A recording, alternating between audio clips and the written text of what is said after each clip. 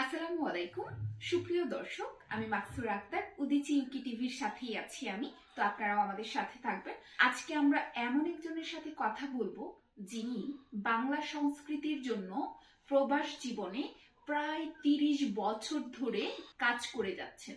তো এই যে প্রবাস জীবনে আপনার বাংলা সংস্কৃতিটাকে ধরে রাখার জন্য এত স্ট্রাগল করেছেন, তার সাথেই আজকে আপনাদেরকে পরিচয় করিয়ে দেব।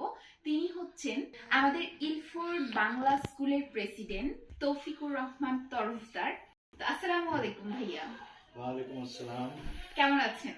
আছি, ভালো আছি। আপনাকে ধন্যবাদ আমাকে আমন্ত্রণ জানানোর জন্য। আপনাকেও অসংখ্য ধন্যবাদ, আপনি আমাদেরকে আপনার মূল্যবান সময়টা দিয়ে আমাদের সাথে থাকার জন্য।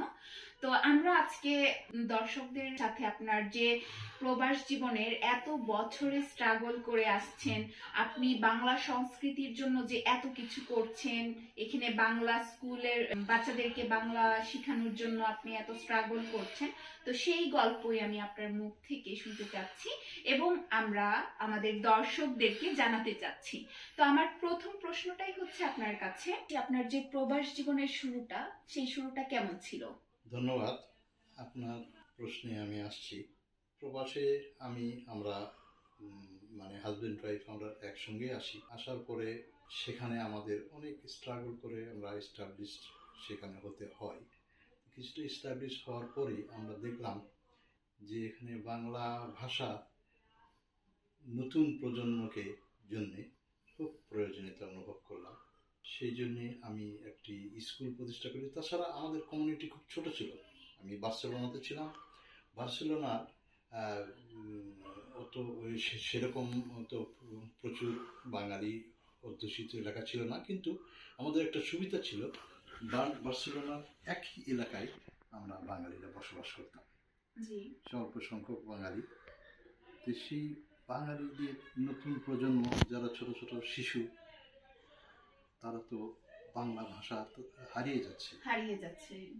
সেই কারণে আমরা বাংলা ভাষা একটি স্কুল করার জন্য আমরা পরিকল্পনা করি এবং সেখানে আমরা বাংলা ভাষার একটি স্কুল প্রতিষ্ঠা করলে আমাদের বাঙালি যারা ছিলেন, যারা বাবা মা, এরা অনেক সাড়া দেন এবং সেখানে আমাদের প্রবল আগ্রহের সঙ্গে আমাদের বাংলা স্কুল শুরু হয়। আমরা সেখানে একটি সিটি কর্পোরেশন, যেটা ওখানে আইনতামেন্তো বলে স্পেনে, সিটি কর্পোরেশনের একটি স্থান, তার শ্রেণীকক্ষ আমাদেরকে দেয় এবং বিনিময়ে তারা বলে যে তোমরা মানে একটা স্প্যানিশ টিচারও দেয়, তোমরা মাদেরকে স্প্যানিশ শেখাবে, হ্যাঁ, আর তোমাদের বিনিময়ে আমরা শ্রেণীকক্ষ দেব। আর আমাদের যারা বাঙালি মহিলারা ছিলেন, তারা ভলেন্টিয়ারি বিনা পারিশ্রমিকে তারা স্কুলে কাজ করতেন, শিক্ষকতা করতেন। এইভাবে বাংলা স্কুলটা সুন্দরভাবে গড়ে ওঠে। প্রায় 100 শিশু আমরা পেয়েছি এই বাবা আমাদের আগ্রহের কারণে, এবং আমরা নিজেরা কিছু কিছু পকেট থেকে আমরা চাঁদা তুলে, আমাদের সঙ্গে আরও ছিলেন যারা বাঙালি অধিবাসীরা, সেখানে চাঁদা তুলে তারা আমরা স্কুলটাকে পরিচালনা করি। পরবর্তীতে আমি এই স্কুলটাকে এখনও আমি সেখানকার প্রতিষ্ঠাতা সভাপতি ছিলাম এবং আরও অনেকে ছিলেন যারা কিছু কিছু স্টুডেন্ট ছিলেন, ইয়াং পিপল, এবং এদেরকে নিয়ে এসে আমি তাদেরকে বলি যে স্কুলের সমস্ত কিছু ঠিক আছে, এখানকার রেজিস্ট্রেশন হয়েছে, শিক্ষক আছে, শ্রেণীকক্ষ আছে, ছাত্র আছে, শুধু তোমরা মনিটরিং করবে। আমি যখন চলে আসি লন্ডনে, তার আগে তাদের সঙ্গে বেশ কয়েকটা মিটিং করে তাদের হাতে স্কুলটা দিয়েছি। স্কুলটা এখনও চলছে এবং এটা আমার খুশিতে বুক ভরে যাচ্ছে যে আমরা প্রতিষ্ঠা করেছি। আমাদের হাতে গড়া এই স্কুলটি এখনো চলমান আছে। এখনো পর্যন্ত তো স্পেনে আপনার সেই বাংলা স্কুলটা চলমান আছে, কিন্তু আমরা তো এটা জানি না যে আপনি যখন শুরু করেছেন স্কুলটা, তখন তো হয়তো আপনার অনেক ধরনের বাধার সম্মুখীন হয়েছেন। তো আপনার সেই ক্ষেত্রে আপনার কি কি স্ট্রাগল করতে হয়েছে, এবং হচ্ছে আপনি যে 100 স্টুডেন্ট পেয়েছেন, তো ওখানে তো আপনার প্রথম অবস্থাতেই হয়তো বা আপনার এত বেশি সাড়া পাননি। 100 স্টুডেন্ট আপনি কিভাবে একসাথে করেছেন, আপনার যে স্ট্রাগলটা, আপনার কি কি বাধার সম্মুখীন হয়েছেন, আমরা সেই গল্পটা শুনতে চাই। এখানে অনেক বাধার সম্মুখীন আমি হয়েছি, আবার অনেক সহযোগিতাও পেয়েছি। যেই বাধাগুলো পেয়েছি, যখন সহযোগিতার হাত বাড়িয়ে দিয়েছে কিছু, তখন ওই বাধাগুলা বা এই কষ্টগুলা আর মনে রাখিনি আমি। আর বাধাটা এমনও হয়েছে যে অনেক মানে আমরা স্থান পাচ্ছিলাম না, শ্রেণীকক্ষ পাই না, এটা কিভাবে করা যায় এটা। তারপরে যাই হোক, আমাদের মানে বাঙালি প্রবাসী জনাব আওয়াল ইসলাম, ওনার একটা রেস্টুরেন্টের উপরে একটা শ্রেণীকক্ষ ছিলেন। ওই শ্রেণীকক্ষ মানে শ্রেণীকক্ষের মতো একটি রুম তিনি আমাদেরকে দিলেন, ওখানে আমরা স্কুল শুরু করলাম। পরবর্তীতে আমাদের আর একজন বাঙালি ভাই, তারও রেস্টুরেন্টের আন্ডারগ্রাউন্ডে একটি রুম ছিল, সেই রুমটা তিনি দিয়েছিলেন। সেখান থেকে আমরা এই ওখানকার সিটি কর্পোরেশনের সহযোগিতায় আমরা একটি প্রপার একটি শ্রেণীকক্ষ আমরা পাই। তো পরবর্তীতে এভাবে আস্তে আস্তে বিভিন্ন সহযোগিতায়, এবং আমাদের যাদের নাম বললেন নাই, ওখানে আলাউদ্দিন হক, মাহারুল হক, মিন্টু ভাই, বাবু ইসলাম, লাকি ভাই, আরও অনেকের নাম এই মুহূর্তে মনে পড়ছে না, আমি ক্ষমা চাচ্ছি। সবার সহযোগিতা ছিল আমাদের স্কুলের প্রতি। এই সহযোগিতা আমার যে কষ্ট, আমার যে বাধা, এই বাধাগুলা অতিক্রম করতে পেরেছি। এবং যারা গার্জেনরা, যারা অভিভাবকবৃন্দ, তারা প্রচুর সাড়া জুগিয়েছে। এবং আমরা স্কুলের অভিভাবকরাই এসে আমাদেরকে বলতো যেন মনে হচ্ছে একটা উৎসব হচ্ছে। এবং আমরা অভিভাবকবৃন্দরা তারা পিকনিক করতো, এবং জাতীয় দিবসগুলোতে আমরা জাতীয় দিবসগুলো পালন করতাম, যেমন 16ই ডিসেম্বর, তারপরে 26শে মার্চ, তারপরে নজরুল জয়ন্তী, রবীন্দ্র জয়ন্তী। শিশুদেরকে বাংলাদেশ সম্পর্কে পরিচিত করার জন্য এই জাতীয় দিবসগুলো আমরা উদযাপন করতাম। এবং আমরা পিকনিকে যেতাম, এবং পিকনিকে সবাই অভিভাবকবৃন্দ এবং আমাদের অতিথিবৃন্দ এবং শিশুরা অনেক মজা করতো, এবং তাদের খেলাধুলা হতো, এবং সেখানে পুরস্কার বিতরণ হতো। আর আরেকটি সহযোগিতা আমরা করেছিলাম, আমরা আমাদের মাননীয় রাষ্ট্রদূত, তাকে আমরা আমন্ত্রণ জানিয়েছিলাম। তিনি এসেছিলেন এবং আমাকে বলেছিলেন যে আপনার বই ব্যাগে করে বাংলাদেশ থেকে আপনার বই বিনা পয়সায়। তারপর থেকে আমরা প্রতি বছরই আমরা ওই মাননীয় রাষ্ট্রদূত আমাদেরকে বই দিত। বইয়ের এটা রাষ্ট্রদূতের পক্ষ থেকে বিনা খরচে, বিনা পয়সায় আমরা বই পেতাম, বাচ্চাদের শিশুদেরকে বিতরণ করতাম। এটা একটা বিরাট ব্যাপার।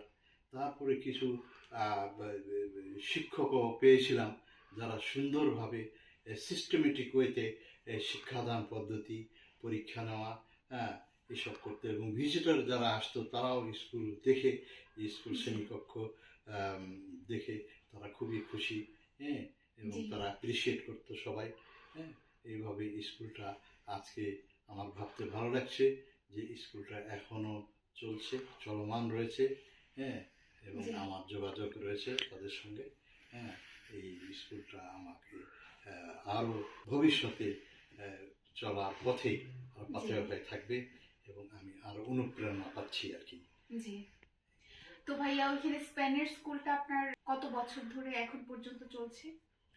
এটা আমরা 2007 সালে জুন মাসে শুরু করেছিলাম, আজ অবধি চলছে। জি। তো ভাইয়া, এখন তো আপনি লন্ডনে আছেন, লন্ডনেও হচ্ছে একটা স্কুল আছে, ইলফোর্ড বাংলা স্কুল, তো সেখানে আপনি প্রেসিডেন্ট হিসেবেই আছেন। তো এই যে আপনি এখানেও সংস্কৃতির জন্য, বাংলা সংস্কৃতিকে হচ্ছে এখানে লন্ডনের মাটিতে আপনি হচ্ছে এত মানে তুলে ধরছেন, বাচ্চাদেরকে শিখাচ্ছেন, বাংলাদেশ সম্পর্কে জানাচ্ছেন, তো এগুলো করতে আপনার কি কি করতে হয়েছে এখানে? আসলে লন্ডনে আমার স্বপ্ন ছিল এইভাবে এখানেও শিশুরা বাংলা ভাষার সঙ্গে যেন বাংলা ভাষা ভুলে না যায়। স্পেনে যে শুরু করেছিলাম ওটার ইয়েটা ছিল, স্বপ্ন ছিল এখানে আমি করব, কিন্তু আমি কোনো কুল কিনারা এখানে আসার পর নিজে সেটেল আপ নিয়ে ব্যস্ত ছিলাম, এবং পরবর্তী সেটেল আপ হওয়ার পরে এখানে সবাই ওই স্পেনের মতো এত সময় ছিল না এবং ব্যস্ত লাইফ, কোনো মানে আমি সহযোগিতার লোকজন খুঁজে পাই না।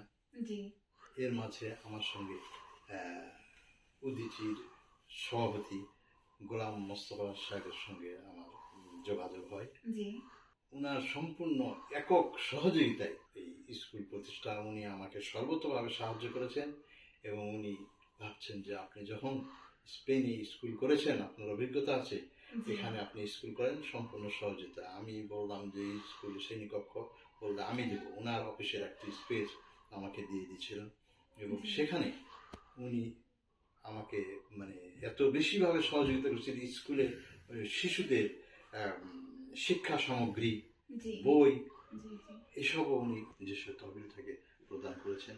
এত বেশি উৎসাহ উদ্দীপনার মধ্যে স্কুলটা শুরু হয়েছিল, এবং আমাদের যত আমরা নিমন্ত্রণ করেছিলাম অভিভাবকবৃন্দ এরাও এসেছিল এনারা, এবং স্কুল এখানেও প্রায় 50 জন স্টুডেন্ট নিয়ে আমরা স্কুল শুরু করেছিলাম। এখন চলছে স্কুল, 3 জন আমাদের শিক্ষক শিক্ষিকা রয়েছে, তাদের মাধ্যমে আমাদের স্কুল পরিচালিত হচ্ছে, এবং অনেক অভিভাবকরা আপ্লুত এবং খুশি। তো ভাইয়া, আপনি তো এই লন্ডনে অনেক ধরনের বাংলাদেশি ফেস্টিভ্যাল গুলোর আয়োজন করে থাকেন, তো এই ধরনের ফেস্টিভ্যাল গুলো আয়োজন করার পিছনের প্রেরণাটা কি একটু আমাদের দর্শকদের কি একটু জানাবেন? আসলে এই ফেস্টিভ্যালগুলো 1989 সাল থেকে গোলাম মোস্তফা সাহেব উনি উদীচী মাধ্যমে এখানকার সম্মিলিত সাংস্কৃতিক জোটের মাধ্যমে করে আসছে। তো আমি আসার পরে এখানে ওনার সঙ্গে একীভূত হয়ে ওনার সঙ্গে আমি কাজ করে যাচ্ছি। ওনার নেতৃত্বে এই ফেস্টিভ্যালগুলা সব হয়ে থাকে, যেমন বইমেলা 12-14তম পর্যন্ত বইমেলা হয়েছে। তো এই বইমেলাগুলো বাংলাদেশের প্রকাশনা সংস্থা প্রায় 20টা প্রকাশনা সংস্থা যোগদান করে। বাংলাদেশের বরেণ্য ব্যক্তিত্ব সমূহ আমন্ত্রণ করা হয়। প্রতি বছরই আমাদের এই বইমেলা অনুষ্ঠিত হয়, এবং আমরা বাংলাদেশ, আমিও ডাইরেক্টর সম্মিলিত সাংস্কৃতিক জোট উদীচীর, উনি আমাকে ওনার সদয় সম্মতি দিয়ে আমাকে এখানে রেখেছেন। আমি ওনার সঙ্গে কাজ করে যাচ্ছি। ওনার নেতৃত্বে এই সম্মিলিত সাংস্কৃতিক জোট এবং উদীচী বিভিন্ন রকম ইভেন্ট করে থাকেন। এই ইভেন্টগুলো সাকসেসফুলি সম্পাদন করা হয়। এখানে আমরা আমি মানে সম্পৃক্ত আছি, কাজ করে যাচ্ছি, এবং সুন্দরভাবে যেমন বৈশাখী মেলা, নজরুল জয়ন্তী, রবীন্দ্র জয়ন্তী, এইসব আমরা সম্পাদন করে থাকি, এবং বাংলা সংস্কৃতিকে ইউরোপে আমরা ছড়িয়ে দেওয়ার চেষ্টা করি। আচ্ছা, তো ভাইয়া, আপনি তো স্পেন এবং লন্ডনে দুই জায়গাতেই বসবাস করেছেন, তো এই দুই জায়গার মধ্যে আপনার কি কি পার্থক্য আপনি উপলব্ধি করতে পেরেছেন, আমাদের দর্শকদের সাথে যদি আপনি শেয়ার করতেন।